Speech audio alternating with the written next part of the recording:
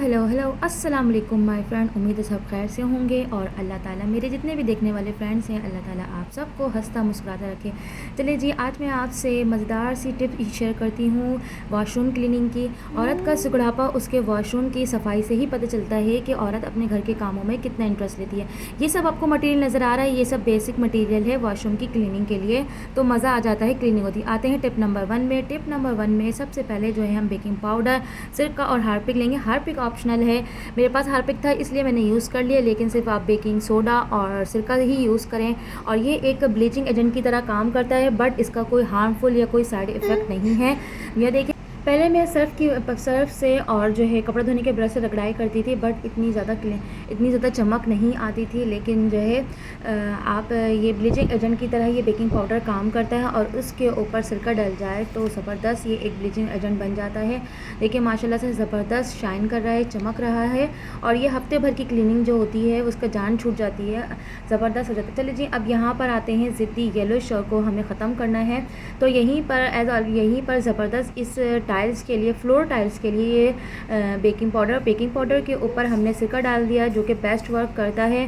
फिर उसके अगर आपके पास हार्पिक है तो आप हार्पिक यूज़ कर दें। वैसे बेसिकली मैं हार्पिक इसलिए यूज़ कर रही हूँ ताकि क्लीनिंग करते वक्त आपके वॉशरूम में सफाई रहे, ताकि और मैं सुकून से अपना काम भी कर सकूँ।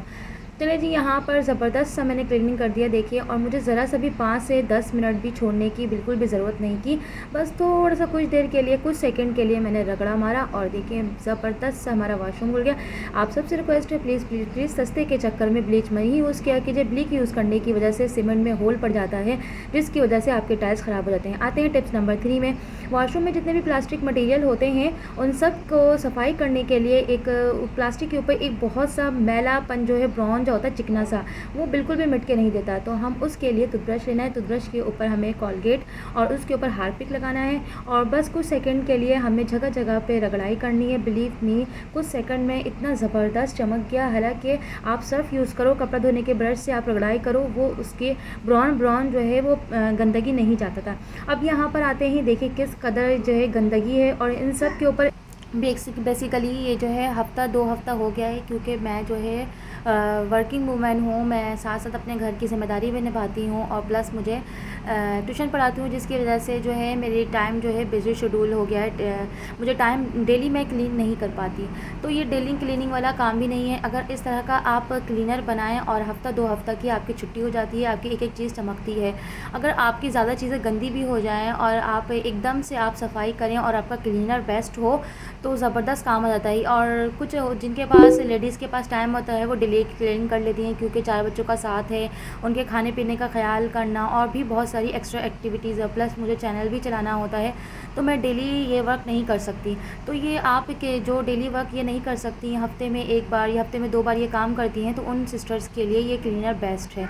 आते हैं टिप नंबर 4 की तरफ। अगर आपके वॉशरूम में, अगर क्या सबके वॉशरूम में बहुत गंदी स्मेल आती है, तो आप काफूर की 4 गोलियां लें, आप उसमें रखें और उसमें जैसे जैसे पानी पड़ता रहेगा खुशबू फैलती रहेगी।